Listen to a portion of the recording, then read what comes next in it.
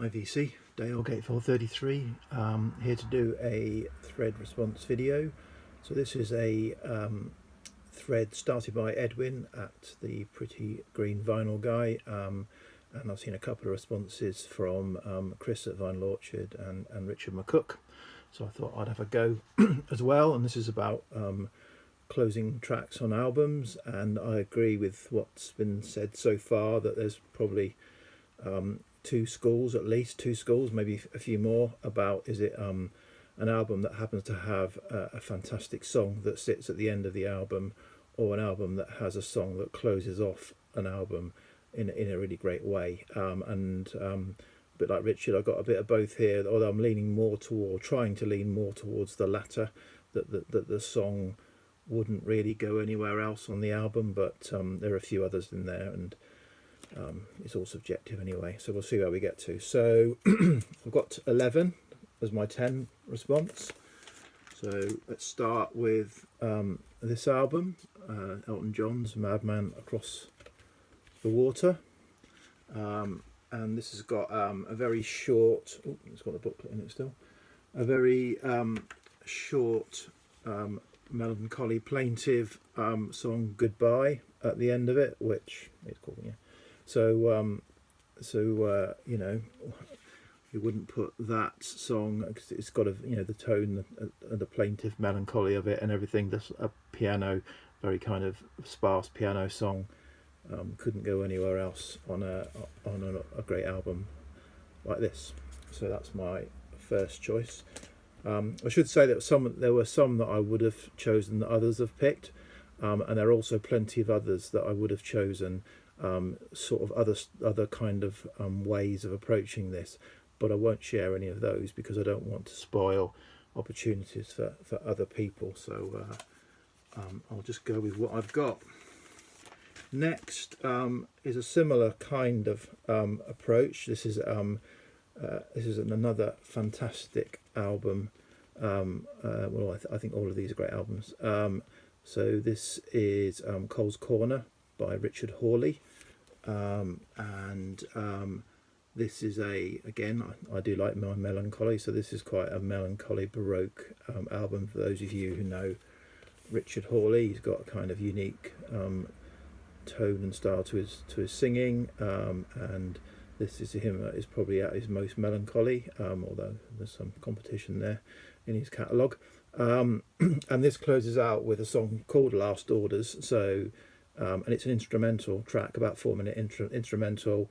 It kind of builds and then fades away. So I think you wouldn't want to put that anywhere else in the album, and it closes off a great album really well. This is another sort of approach to it, perhaps, and this is bookending an album. And again, there were a couple of albums that came to mind when I was thinking about this, but I've chosen this one.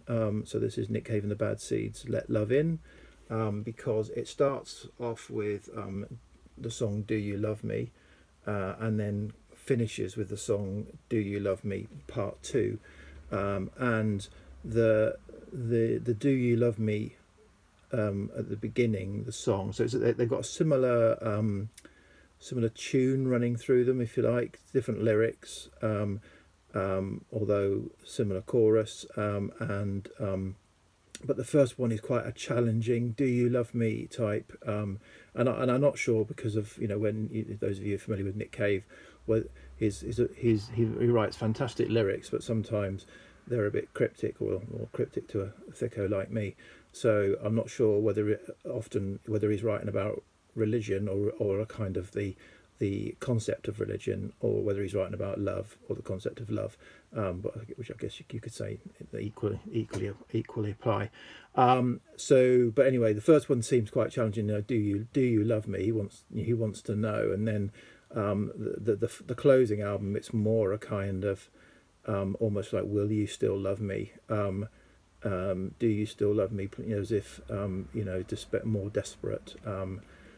So yeah, I think it's a good closing song. Then my next choice is this fantastic album Dennis Wilson, Pacific Ocean Blue. Get it the right way around. This is an original UK pressing, a very nice copy. And I've now forgotten what the song was called. Bear with me one moment. Caller. End of the show. Yeah, and this again, it's coming back to the kind of tone. It's a very sparse Dennis Will. I mean, he's not, you know, his vocals quite sparse anyway.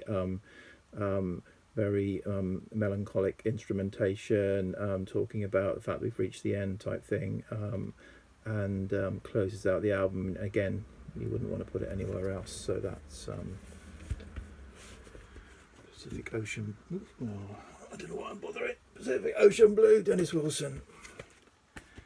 Going well so far. So next choice is this album. So I love Richard Thompson, as I've said before in previous videos. This is an album, Sweet Warrior by Richard Thompson. It's quite a tough album to get on vinyl, I found.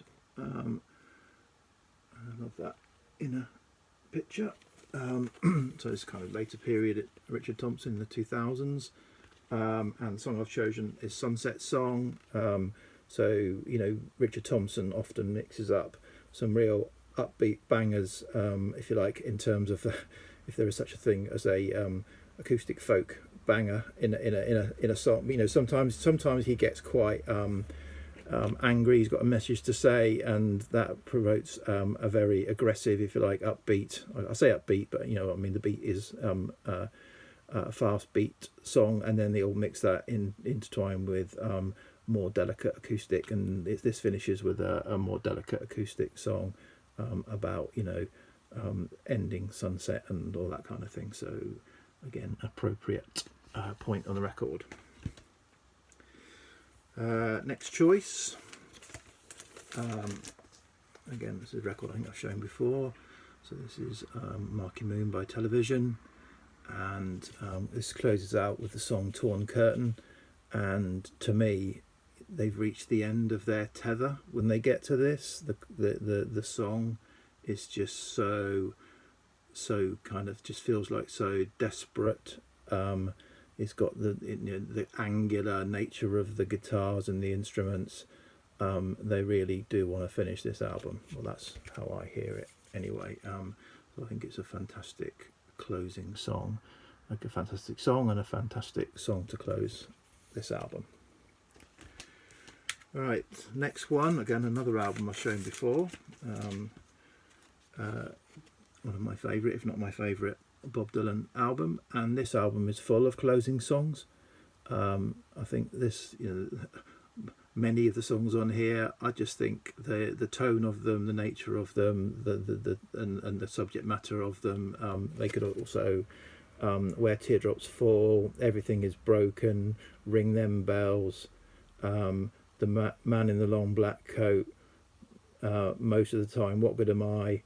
I think nearly all the songs could close an album, and he chooses Shooting Star, which is a beautiful album. Again, you know, I kind of interpret the lyrics how I want to interpret the lyrics, but it's kind of remembering someone lost who's now a shooting star, and kind of looking back at his life and their life, and so you know, I think a good point to end this album on. Slight change of tack here. This is a great song, although I wouldn't see it anywhere else on the album. So this is Dr. John and the Night Tripper and Grigory. This is a UK original, although it's a little bit ropey. I've got a reissue as well. And this finishes with the kind of epic, nearly 8-minute long I Walk on Gilded Splinters, which kind of just builds and goes on. And when you get to end of that, I don't think you'd want another song. I think you think, yeah, we're done. You've done well, and we're done. So choosing that. So this song, this is an album that has a fantastic song that ends it. I still think though it ends the album well. So This is Portishead and Dummy, and finishes with probably, you know, their most famous track, or the most famous track on this album, Glory Box.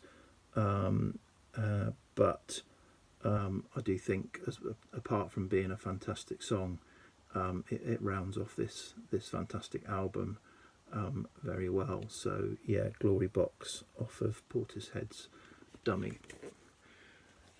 Number 10, video wouldn't be complete without a Kate Bush album, although you know, a lot of her albums don't finish with a kind of, well, I need to go back and rethink it, but this one I just felt, so this has got another one that's kind of got a fantastic song, or probably to me the best song on the album is her last song, but also it is an epic sort of melancholic piano song.